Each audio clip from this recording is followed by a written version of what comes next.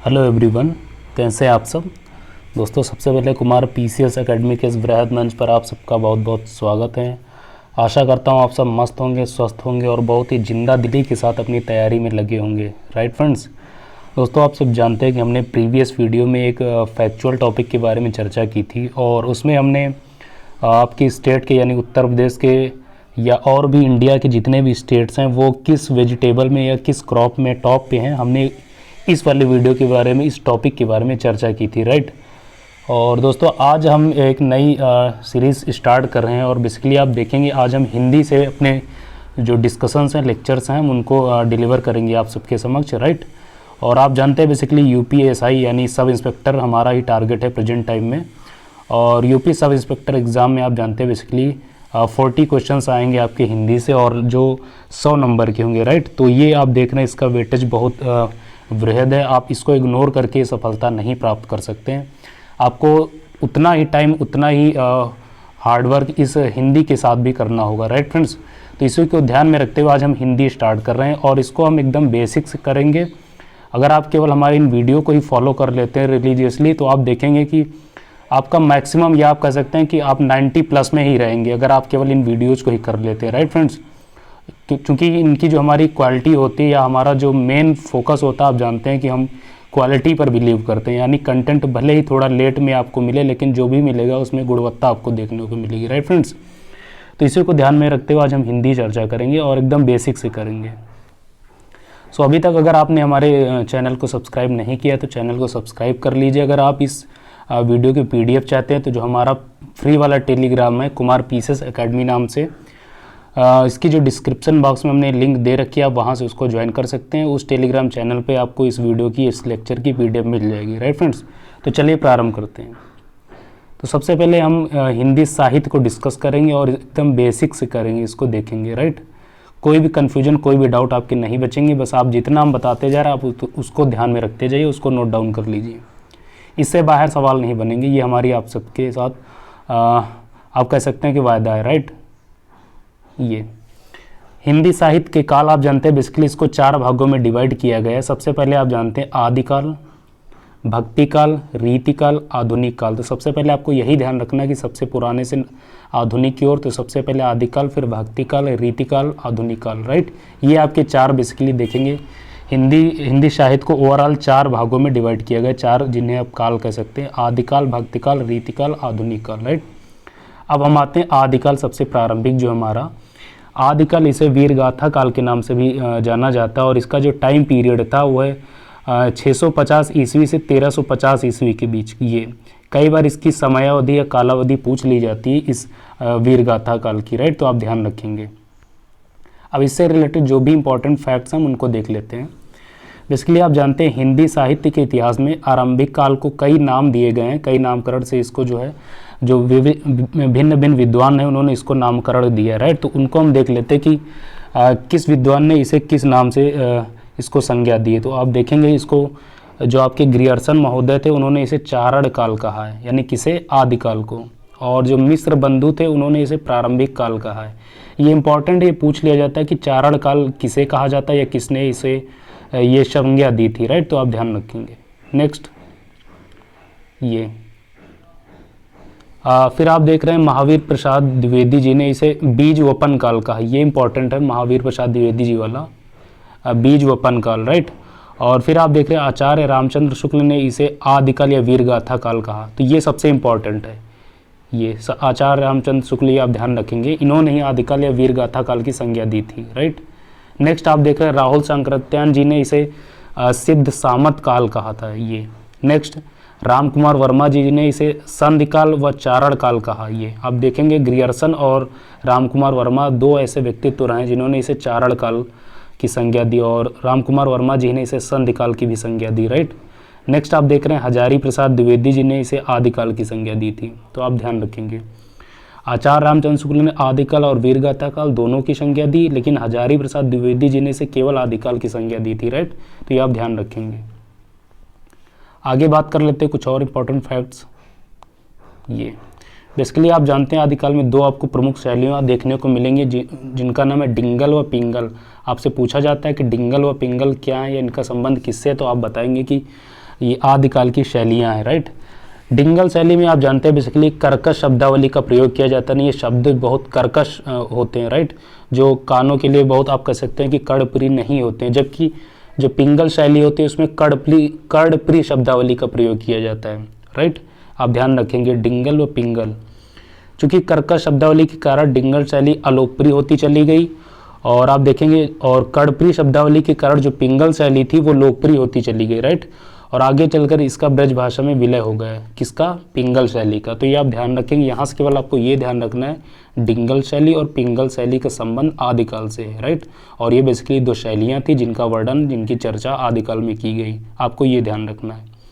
Next, आदिकालीन साहित्य जो है बेसिकली आप देखेंगे इसके 3 प्रारूप या 3 प्रमुख रूप से साहित्य के बारे में चर्चा की गई, उनको 3 भागों में डिवाइड किया गया। आप उनको देख लीजिए।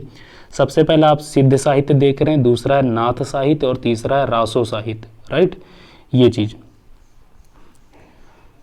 अब इनके बारे में एक एक करके जो भी इंपॉर्टेंट चीजें उनको देख लीजिए। ये सिद्ध साहित्य, सबसे पहले आप देख रहे हैं सिद्ध साहित्य। इसमें बेसिकली आप जानते हैं जो सिद्ध योगी थे आपके, सिद्धों द्वारा जनभाषा में लिखित साहित्य को सिद्ध साहित्य कहा जाता था, यानी जन भाषा, यानी जो आम बोलचाल की भाषा थी उसमें जो साहित्य लिखे गए उनको सिद्ध साहित्य कहा गया, राइट। और यह साहित्य बौद्ध धर्म के वज्रयान शाखा जो थी, वज्रयान शाखा का प्रचार करने हेतु रचा गया था, राइट। और सिद्ध कवियों की रचनाएं 2 रूपों में मिलती है, एक तो है दोहा कोश और दूसरी है चर्यापद। ये 2 इनकी जो है रचनाएं हैं, इन 2 रूपों में इनके बारे में चर्चा की गई, राइट। और बेसिकली जो आपके सिद्धाचार्य थे उनके द्वारा जो रचित दोहों का समूह था, संग्रह था, उन्हें दोहा कोश कहा गया, राइट। और उनके द्वारा जो रचित पद थे उन्हें चर्यापद की संज्ञा दी गई, तो ये आप ध्यान रखेंगे। उसके बाद आप देख रहे हैं नाथ साहित्य। आप जानते हैं 10वीं सदी के आसपास एक नया धर्म आया जिसे शैव धर्म आप कहते हैं, और चूंकि इस धर्म में शैव धर्म एक नए रूप में जन्मा जिसे नाथ पंथ या हठ योग कहा गया। तो आपसे पूछा जाता है नाथ पंथ या हठ योग किसे कहा जाता है, तो आप बताएंगे शैव धर्म। और नाथ साहित्य के जो बेसिकली प्रवर्तक थे वो गोरखनाथ थे, राइट, ये चीज़ ध्यान रखेंगे। आगे आप देख रहे हैं रासो काव्य। ये इसमें बेसिकली 3 प्रकार के आप काव्य देख रहे हैं। पहला आपका वीर गाथात्मक रासो काव्य, दूसरा है श्रृंगार परक रासो काव्य और तीसरा है धार्मिक व उपदेश मूलक रासो काव्य।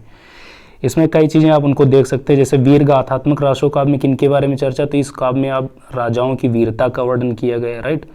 और इसके प्रमुख लेखक या रचयिता आप देखेंगे तो पृथ्वीराज रासो, हम्मीर रासो, खुमान रासो, परमाल रासो, विजयपाल रासो, इन सभी का संबंध किससे था, तो वीर गाथात्मक रासो काव्य से था। उसके बाद आप देख रहे हैं श्रृंगार परक रासो। तो इसमें बेसिकली आप जानते हैं कि इस काव्य में श्रृंगार का वर्णन किया गया, ये चीज़। और इसके जो प्रमुख आप देखेंगे व्यक्तित्व रहे हैं वो हैं आपकी बीसल देव रासो, संदेश रासो, मुंज रासो, राइट। ये आप ध्यान रखेंगे, आपसे पूछा जा सकता है कि बीसल देव रासो का संबंध किस काव्य से था, तो आप बताएंगे श्रृंगार परक रासो। नेक्स्ट, तीसरा जो है आपका धार्मिक व उपदेश मूलक रासो काव्य। बेसिकली जानते हैं इस काव्य में धार्मिक यानी धर्म से रिलेटेड जो भी चीज़ें थी और उपदेशात्मक यानी स्पीच, उन काव्यों का वर्णन किया गया, राइट। और इसमें आप देखेंगे उपदेश रसायन रासो, ये चंदन बाला रासो, स्थूल भिद्र रासो, भरतेश्वर बाहुबिल रासो और रेवंत गिरी रासो, इन सभी व्यक्तित्व का संबंध आपके उपदेश मूलक रासो काव्य से ही था, राइट फ्रेंड्स। तो ये सारी फैक्ट्स आप ध्यान रखेंगे। इनफैक्ट ये जो रासो काव्य के तहत आपकी जो चर्चा की गई ये उतना इम्पोर्टेंट नहीं है, लेकिन एक बार आप देख लेंगे तो आपके लिए सुविधा रहेगी, राइट। अब जो हमारे लिए सबसे ज़्यादा इम्पोर्टेंट है इस एरिया से वो है हमारे लिए इस काल की रचना एवं रचनाकार, यानी आदिकाल में जो रचनाएं लिखी गई हैं वे रचनाएं और उनको किसने लिखा है वो हमारे लिए सबसे इम्पॉर्टेंट है एक फॉर एग्ज़ाम के पॉइंट ऑफ व्यू से, राइट। तो उनको आप देख लीजिए, सवाल यहीं से बनते हैं।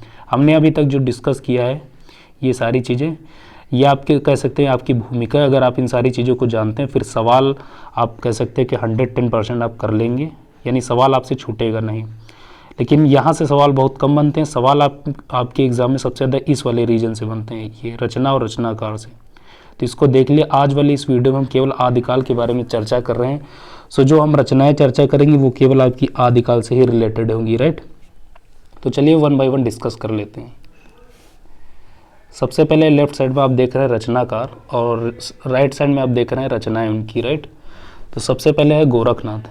इनकी जो प्रमुख रचना थी वो है नाथ शबदी, पद, प्राण संकली, शिष्यादासन, पंथ के प्रवर्तक। ये गोरखनाथ जी की प्रमुख रचनाएं थी, नाथ शबदी, पद, प्राण संकली, शिष्यादासन, पंथ के प्रवर्तक, राइट।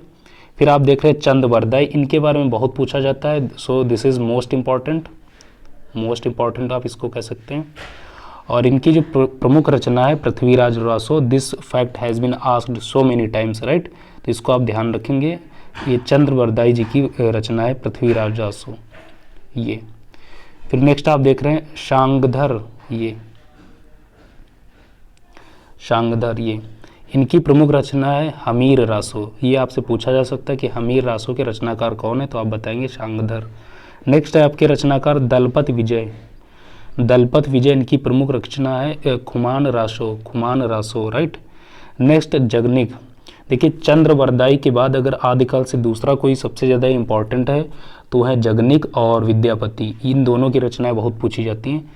जगनिक की जो प्रमुख रचना है वो है परमाल रासो, राइट। नेक्स्ट आप देख रहे हैं नल सिंह भाट। इनकी जो प्रमुख रचना है विजयपाल रासो। आप देख रहे हैं ना, इसमें रासो शब्द कई बार प्रयोग किया जा सकता है। अगर इसी को एक लाइन में लिख दिया जाए तो आपसे पूछा जाए इसमें कौन सा अलंकार है, तो आप बताएंगे अनुप्रास अलंकार। लेकिन यहाँ पर आपको अलंकार के बारे में नहीं पूछा जाएगा, आपको रचना और रचनाएं पूछी जाएंगी। सो आप कन्फ्यूजन में ना आए, आपको कन्फ्यूजन ना हो, इसलिए आपको इसको कई बार पढ़ना होगा। नेक्स्ट आप देख रहे हैं नरपति नाल्ड। इनकी प्रमुख रचना है बीसल देवरासो ये। फिर हमने आपसे कहा कि विद्यापति अब बहुत इंपॉर्टेंट है, ये भी मोस्ट इंपॉर्टेंट कैटेगरी में है। सो इनकी रचनाएं आप देख लिए, जो इनकी है पदावली, जो इन्होंने मैथिली भाषा में लिखा। नेक्स्ट है कीर्तिलता व कीर्ति पताका।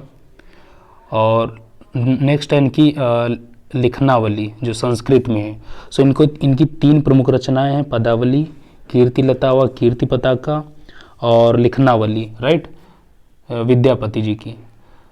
सो फ्रेंड्स, आज की इस वीडियो में हमने हिंदी साहित्य के बारे में चर्चा प्रारंभ की है। और इसमें हिंदी साहित्य को आप जानते हैं बेसिकली 4 भागों में देखा जाता है, राइट।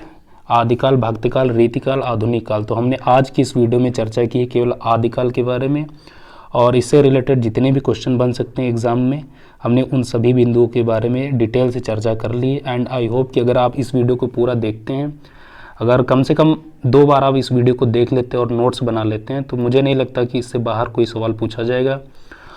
और सवाल अगर पूछा जाएगा इस टॉपिक से तो आप कर जरूर लेंगे, ये हमारी संस्था की ओर से आपको एश्योरिटी दी जा रही है, राइट फ्रेंड्स। सो चलिए दोस्तों, अब उपसंहार करते हैं इन्हीं शब्दों के साथ। अब मिलेंगे किसी नेक्स्ट वीडियो में, हिंदी की ही सीरीज़ में। हिंदी का जो दूसरा पार्ट होगा हम उस वीडियो को लाएंगे और फिर डिटेल से चर्चा करेंगे आप सबके साथ। तो दोस्तों, आप कमेंट में बताइए कि आप सबको ये हमारी जो नई सीरीज़ है वो कैसी लगी, क्या आप सेटिस्फाइड है, क्या आपको इस वीडियो से लाभ मिला है, बेनिफिशियल लगा है आपको इस वीडियो, राइट फ्रेंड्स। तो आपकी कमेंट्स का, आपकी सभी पॉजिटिव प्रतिक्रियाओं का हमें इंतज़ार रहेगा। मिलेंगे अब नेक्स्ट वीडियो में, तब तक के लिए बाय बाय, नमस्कार, जय हिंद।